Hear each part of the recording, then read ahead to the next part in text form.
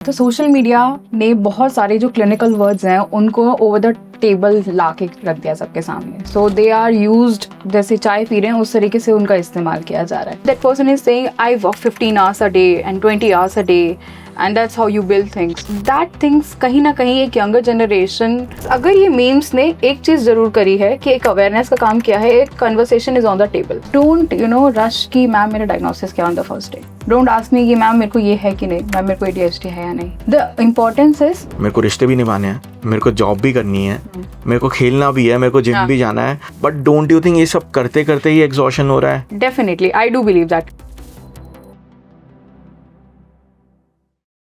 Burnout, depression, capitalism.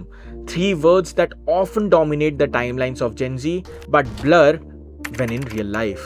Is exhaustion a mental health issue or just a product of hustle culture? और India के cities में जहाँ young Gen Z are juggling between jobs, family expectations and side hustles, exhaustion is often referred to as laziness. To unpack all this today, we have with us an expert, Dr. Anusha Garg, who's a psychiatrist and mental health advocate who blends together the cultural nuance and expertise. Together we'll explore how meme, grind culture and systematic stress shape Gen Z's lifestyle and what it takes to reclaim balance.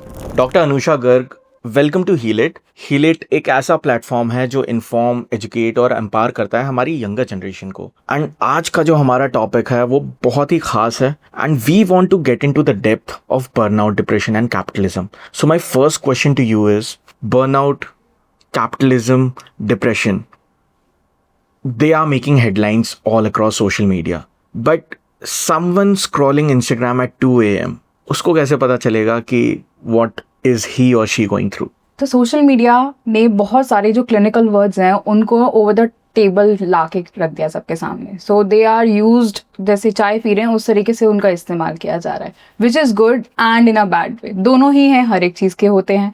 तो see the burnout is when a person sees the environment is a problem. मेरी job issue है, financial issue है, लोग नए शहर में आ रहे हैं, नए शहर में बस रहे हैं तो उसके अपने रेंट के इशू हैं, रिलेशन के इशू हैं, यादों के इशू हैं, पुरानी चीज़ों को याद कर रहे हैं, महसूस कर रहे हैं, परेशान हैं.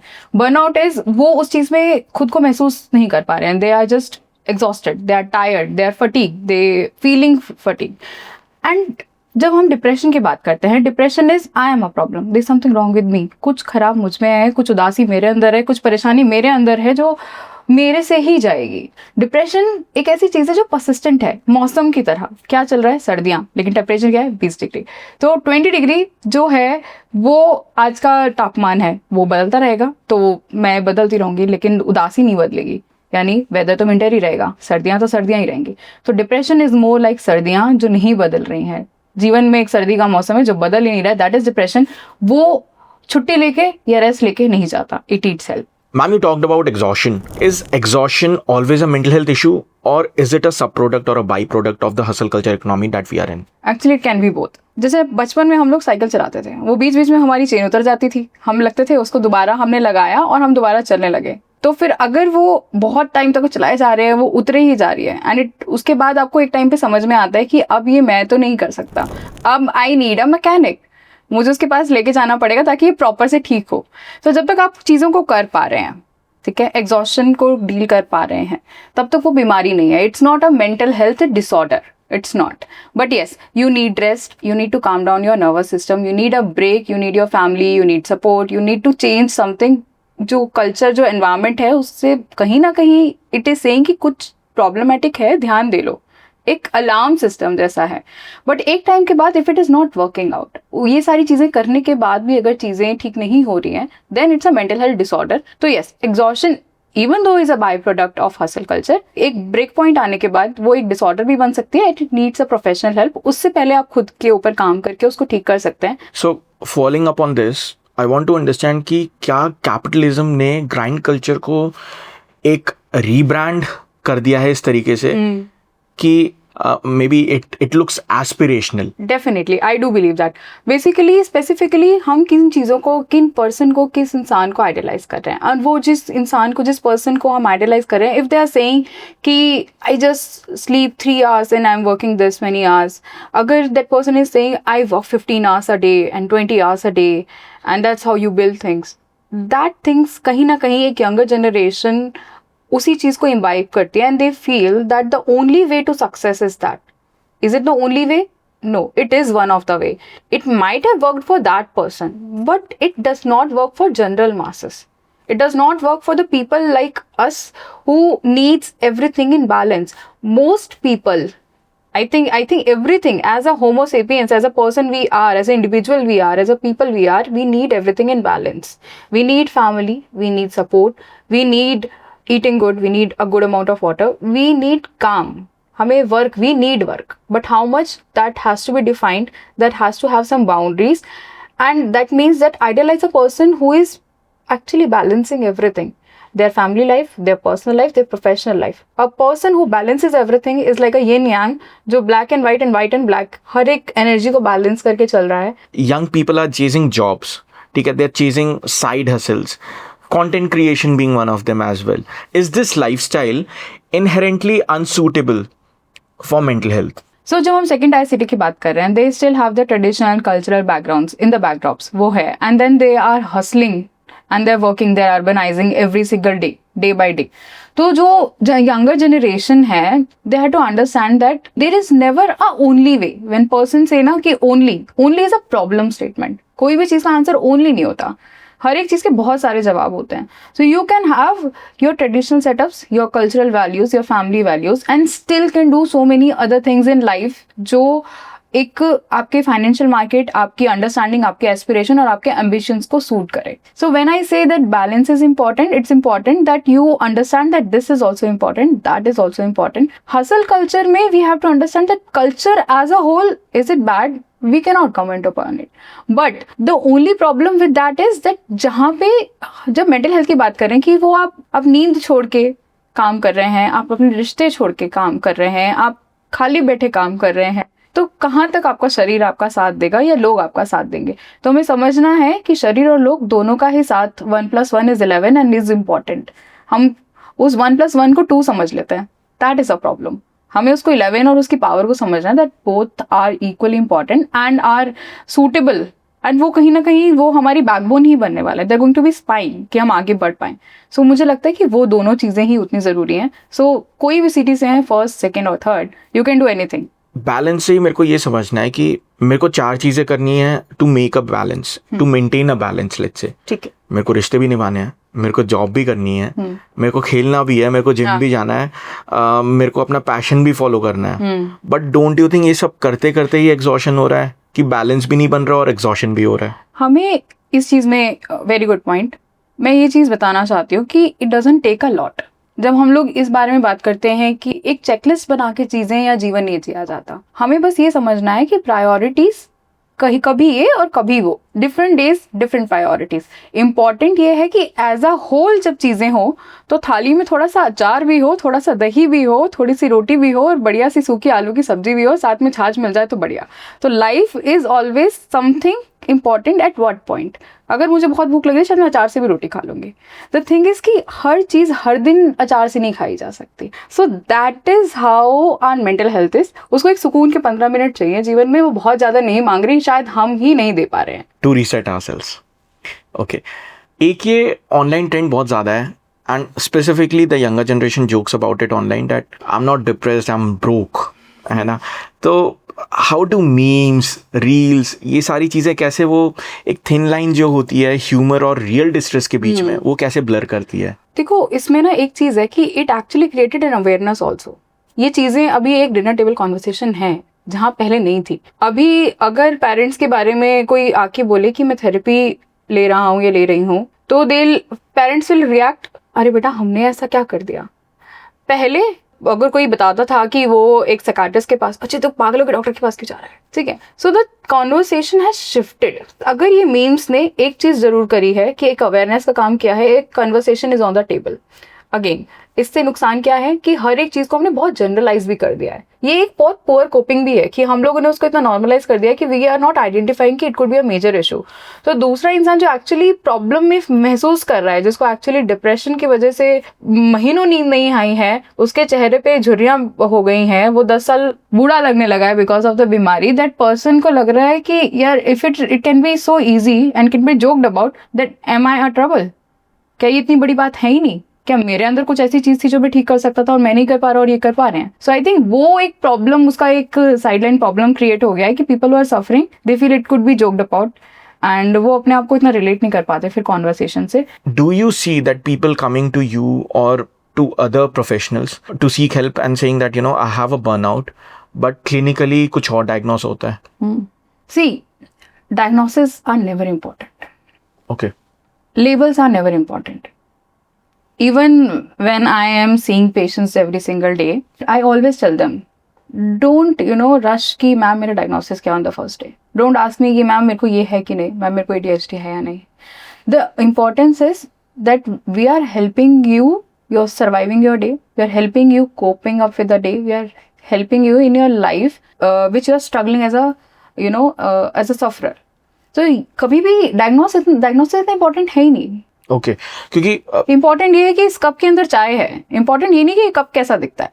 Right, the only reason that I am asking you this question is क्योंकि the younger generation, even all of us, हम सब इंस्टाग्राम पे हैं, फेसबुक पे हैं, कहीं ना कहीं है, and when we actually compare the symptoms, है ना, कि ADHD में ये होता है, एंड देन वी सी, हम लोग आपस में भी देखते हैं कि यार ये मेरे को भी होता है, मेरे को भी, कहीं मेरे को तो नहीं है। So that was the reason to ask this question कि आपको क्या लगता है इस बारे में? मुझे लगता है कि ना ये कहीं ना कहीं एक डर क्रिएट कर रहा है, सेल्फ डायग्नोसिस करना, गूगल पे जाके अपने सिम्टम्स देना। द थिंग इज हमें समझना पड़ेगा कि that where's a importance of a doctor, clinician और क्लिनिकल साइकोलॉजिस्ट की लाइफ, कि you go to a professional to ask, they are the right person to help you with your struggle. Answering and asking question is never wrong. If it's creating a situation, if it's creating a question in your mind that am I having this, go to a professional and ask it. Got it. And if you need a help, the importance is where you realize that I need a help, go for a help. It's always courageous. बहुत मुश्किल होता है किसी से मदद मांगना। आप अपने मदर, अपने भाई से नहीं मांग सकते. So I always appreciate people who come for help. कितनी सारी चीज़ों को उन्होंने डाइल्यूट किया होगा, कितने सारी लेयर्स से लड़के वो आए होंगे अपने कि ma'am I need a help. तो मदद मांगना बहुत मुश्किल काम है. Ma'am, you mentioned that all this exhaustion, depression, burnout and everything is actually becoming a part of dinner table conversations. But not all households. Exhaustion is often dismissed as laziness, right? How do we shift that narrative? It's very easy to put people in boxes. You're not doing things, you are lazy. You're not doing this, you're not intelligent enough. You're not doing this, you're a procrastinator. You're not doing this, the social media is a problem. You're not doing this, phone is a problem. इसका ये ले लो तो ये ठीक हो जाएगा. The problem is asking your kid कि बेटा परेशानी क्या है. Let's talk about it. तो जब हम डिनर टेबल कन्वर्सेशन की बात करते हैं, आई नो बहुत सारे घरों में ये वाली बातें नहीं की जा रही हैं. बहुत सारे घरों में सिर्फ बच्चे के ऊपर एक लेबल लगा के उसको, ये तो लेजी है, ये तो ऐसी ही है, इसको तो यही करना है. आजकल के बच्चों के तो टेंट्रम अलग हैं. आजकल ये फ़ोन ने बिगाड़ दिया है सबको. तो ये चीज़ें भी हो रही हैं. वहाँ पे हम ये नहीं देख रहे हैं कि क्या उस बच्चे की लाइफ में कोई परेशानियाँ चल रही हैं. हमको ये समझना पड़ेगा कि स्पेसिफिकली इन दीज टाइम्स, जब हर 3 साल में एक जनरेशन चेंज हो जाती है. Every 3 years there is a new generation. Every 1 year, last year I was not knowing anything about ChatGPT and आज मुझसे पूछो. So 1 साल में हमने कितना कुछ बदल दिया. ऐसे ही शायद कितनी मुझे लगता है जनरेशन्स बदल जा रही हैं हर कुछ सालों में, और हम उस टाइम पे, उनकी भी गलती नहीं है, उनको भी नहीं पता. They don't know. हमारे पेरेंट्स को नहीं पता. उन्होंने ये सारी चीज़ें अलग तरीके से डील करी हैं और वो बहुत ही सर्वाइवल मोड पे थे. They were walking on the edge. उनको भी बहुत सारी चीज़ें नहीं पता होंगी. उनको शायद यही चीज़ उन्होंने सामाजिक तौर पे सीखी होंगी कि इसको ऐसे ही बोलते हैं, शायद ये ऐसे ही होता होगा. तो the thing is, it's not कि आपके अंदर पुरानी कुछ चीज़ें, आपकी धारणाएं हैं. इंपॉर्टेंट है क्या उस धारणा के बारे में बात करना चाहता है. तो इट इज़ ऑलवेज गुड. जब मैं कहती हूँ कि आप बात करें, बहुत सारी चीज़ें सुधर जाएंगी या सॉल्व हो जाएंगी. It's actually is like that. Since we are talking about work, right? So can systematic change like mental health leave or better work policies, can they actually reduce the burnout, or is it always going to be an individual battle? It can actually reduce it. लड़ाई कभी, जंग तो कभी अकेले लड़ी ही नहीं जाती, और जीती तो बिल्कुल भी नहीं जाती. It's always a something which is all, जब हम लोगों को लेके चलते हैं ना तभी कारवां बनता है. तो ये ज़रूरी है कि हमें समझना है कि जो लोग कोई परेशानी महसूस कर रहे हैं तो we understand why rather than going कि ये तो ये है. तो अगर हम लोगों को साथ लेके चलेंगे, उनकी जर्नीज को साथ लेके चलेंगे, हम समझेंगे कि वो क्या प्रॉब्लम है. अगर उनको देखो, किसी को 2 घंटे पहले भेजने से कोई कंपनी आगे नहीं बढ़ जाएगी. अगर किसी को किसी वजह से 2 घंटे ज़्यादा जल्दी भेज दोगे तो हो सकता है वो नेक्स्ट डे 2 घंटे एक्स्ट्रा काम कर ले. हमें किसी को as a rather than seeing everybody as an asset, we should start seeing people as humans. हम ह्यूमनाइज्ड वे में देखना चालू कर देंगे तो मुझे लगता है बहुत सारी चीज़ें बहुत आराम से सॉल्व हो जाएंगी. इट्स नॉट अबाउट कि मेंटल हेल्थ लीव्स और दैट, जस्ट ह्यूमन. कि अगर आज 1 घंटे लेट है तो हो सकता है कि उसके बच्चे के स्कूल में कुछ प्रॉब्लम हो गई है, वो उसको छोड़ने गए हो.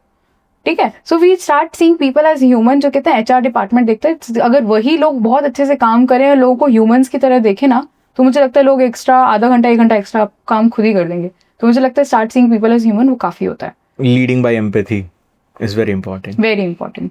Right. What's one practical low cost coping mechanism in a very positive way for the younger generation instead of a therapy, or that doesn't involve medication as well? चाय का काम चाय करेगी, पानी का काम पानी करेगा, कॉफ़ी का काम कॉफ़ी करेगी. तीनों चीज़ों को मैं रिप्लेस नहीं कर सकती. Let's understand this way. अगर जीवन में एक होता है कि वैक्सीनेशन का काम वैक्सीन ही करेगी ना, प्रोफाइलैक्सिस. तो अगर मुझे लगता है कि एज अ बेटर ह्यूमन अगर मुझे अपनी मेंटल हेल्थ पे काम करना है, तो एक चीज़, खुद के बारे में कभी नेगेटिव नहीं बोलना. अपने सेल्फ टॉक जो खुद से बात करते हैं ना, खुद से अच्छे से बात करनी है, प्यार से, मोहब्बत से. जितना हम किसी और को प्यार से बात करते हैं उतने ही एम्पैथी से, उतने ही प्यार से खुद से बात करनी है. खुद को डिग्रेड नहीं करना. This is the first mental health tip, और मुझे नहीं लगता इसमें पैसा लगता है. दूसरी चीज़, खुद को 15 मिनट देना, इसमें भी पैसा नहीं लगता. थर्ड, सबके पास शाही है, सबके पास कागज़ है, जो भी है उसको लिखो rather than typing on the phone, because आपके डिफरेंट ब्रेन एरियाज काम कर रहे हैं एंड इट्स रियली इंपॉर्टेंट कि हम उसको पेन अप कर दें. तो ये है 3 रियली इंपॉर्टेंट टिप. पानी पीने का आजकल ट्रेंड है कि स्टैनली लेकर आना है tumbler. It's not that important. पानी इज इंपॉर्टेंट, पानी की क्वांटिटी इज इंपॉर्टेंट. आप पानी पीने का ध्यान दें. ये 4 चीज़ें हैं एज अ प्रोफाइलेक्टिक टिप. जो चीज़ें जब हम बात करते हैं कि are they replacement to therapy and medication, नहीं, हम लोगों को स्ट्रगल्स नहीं पता लोगों के. अगर कोई पर्सन मेरे पास आता है and that person is suicidal, मैं उससे बात नहीं करूंगी. I start that person. जब गाड़ी में पेट्रोल ही नहीं है तो गाड़ी चलेगी कैसे? पेट्रोल तो डालना पड़ेगा. So at that moment, in that severity, I had to put some petrol and then the person, जब वो थोड़ा हीलिंग फेज में आता है, then will start on the therapy and other things which are important too. But उस moment पे नहीं, उस मोमेंट पे काम नहीं करेगा. तो वी कैन नॉट टेल कि ये चीज़ें रिप्लेसमेंट है. Yes, other things are also important. Yes, everyday life में बिल्कुल. We also understood that, exhaustion being a pivotal part of capitalism. Does that mean therapy is just helping us cope with a broken system or trying to fix it? See, therapy is not trying to fix us. It's trying to help us. और जब हम बात करते हैं कि yes, can it help the exhaustion? Yes, it can. But सबसे important ये है कि उस लेवल तक हम जब पहुँचे तो हमें रीजंस भी आइडेंटिफाई करने हैं एग्जॉस्शन के. अगर आपका एग्जॉस्शन का रीज़न लंबे टाइम तक 3 घंटे ही सोना है, या बहुत सारा कैफीन इंटेक है कि आप 15 कप कॉफ़ी लेके काम कर रहे हैं, या फिर यू आर नॉट हैविंग खाना प्रॉपर टाइम पे नहीं खा रहे हैं, या फिर आपसे 15-15, 20-20 घंटे आपका जो स्ट्रेस लेवल है, आपका स्क्रीन वर्क कितना ज़्यादा है, तो उन चीज़ों पे भी काम करना ज़रूरी है ना. खाली थेरेपी उस टाइम पे हेल्प नहीं करेगी. Definitely it will help you cope up with it, but आपको जो प्रॉब्लमेटिक फैक्टर्स है उन पे भी काम करना पड़ेगा. तो हसल कल्चर की देन जो इतने सारे फैक्टर्स बहुत सारे इंडिविजुअल्स फेस कर रहे हैं, नॉट एवरीबडी यस, जो फेस कर रहे हैं, तो उनको भी टारगेट करना है, उनको भी ध्यान रखना है. अगर इन नीड लगता है कि this will also help, you can always go for it. There is nothing wrong about therapy, but there are so many good things about other things, जो दोनों ही चीज़ें साथ में लेके चल सकते हैं in case you think that is needed for you. Got it. Which generation in India you think will be in a position to say it out loud कि अब we are done glorifying the hustle culture? Very individual. At times Gen Z, and at times millennials, and at times boomers. Everybody is coming on the table with the different problems. But सबसे important ये है कि हम ये realize कर रहे हैं कि बहुत ज़्यादा दौड़ के हम कहीं नहीं पहुँचने वाले. कहाँ पहुँच रहे हैं नहीं पता. ठीक है, खुद दौड़ रहे हैं खुद को ही पकड़ने के लिए, शायद पता नहीं. सो ये इम्पॉर्टेंट है कि हमें ये समझना पड़ेगा कि कहाँ तक ठीक है. जहाँ हम समझ लेते हैं ना कहाँ तक ठीक है, वहाँ तक आधी से ज़्यादा प्रॉब्लम सॉल्व हो जाती है, चाहे वो किसी की भी हो।